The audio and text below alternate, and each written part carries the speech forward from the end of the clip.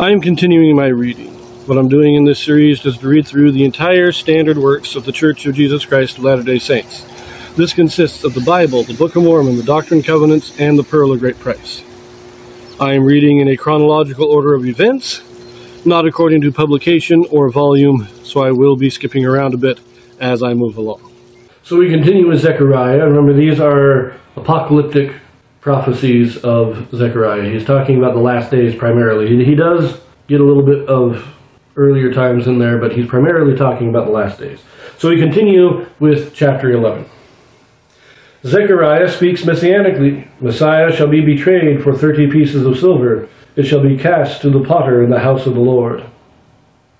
Open thy doors, O Lebanon, that the fire may devour thy cedars. Howl, fir tree, for the cedar is fallen, because the mighty are spoiled. Howl, O ye oaks of Bashan, for the forest of the vintage is come down.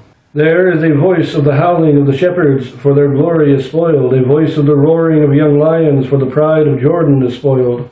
Thus saith the Lord God, feed the flock of the slaughter, whose possessors slay them, and hold themselves not guilty, and they that sell them say, Blessed be the Lord. For I am rich, and their own shepherds pity them not. For I will no more pity the inhabitants of the land, saith the Lord. But lo, I will deliver the men, every one, into his neighbor's hand, and into the hand of his king.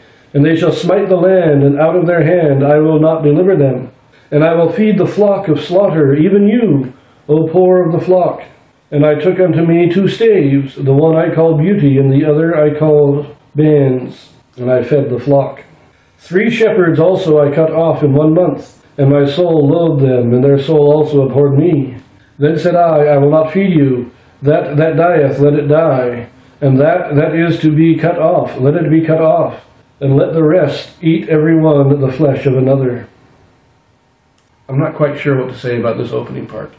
We're giving them over to their iniquity. They're going to let them kill each other. We're going to let them, those who oppress the possessors, slay them and hold themselves not guilty.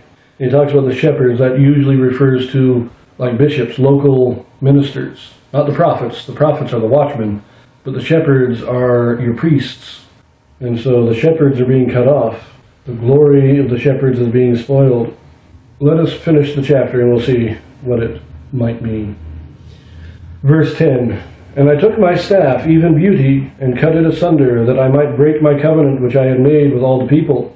And it was broken in that day, and so the poor of the flock that waited upon me knew that it was the word of the Lord. And I said unto them, If ye think good, give me my price, and if not, forbear. So they weighed for my price 30 pieces of silver. And the Lord said unto me, Cast it unto the potter, a goodly price that I was prized at of them. And I took the 30 pieces of silver, and cast them to the potter in the house of the Lord. Then I cut asunder mine other staff, even Bands, that I might break the brotherhood between Judah and Israel. And the Lord said unto me, Take unto thee yet the instruments of a foolish shepherd, for lo, I will raise up a shepherd in the land, which shall not visit those that be cut off, neither shall seek the young one, nor heal that is broken, nor feed that standeth still. But he shall eat the flesh of the fat, and tear their claws in pieces. Woe to the idle shepherd that leaveth the flock! The sword shall be upon his arm, and upon his right eye. His arm shall be clean dried up, and his right eye shall be utterly darkened. What it seems to be, the opening part here, seems to be talking about the condition of the Jews at the time that Christ comes. The glory has been removed or spoiled because the shepherds, meaning the rabbis, the priests, have led the people astray.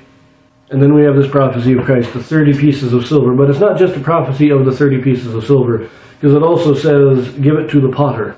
And Zechariah takes it and gives it to the potter in the temple. Now, Christ is sold for 30 pieces of silver, and then Judas returns the money. He throws it back to the priests, that is, putting it in the temple. And then the priests go and buy the potter's field as a place to bury the dead. So this prophecy isn't just about the 30 pieces of silver. It is talking about the whole thing. All that the 30 pieces of silver is involved with is prophesied of in this prophecy. We leave that here, and we will see you in chapter 12.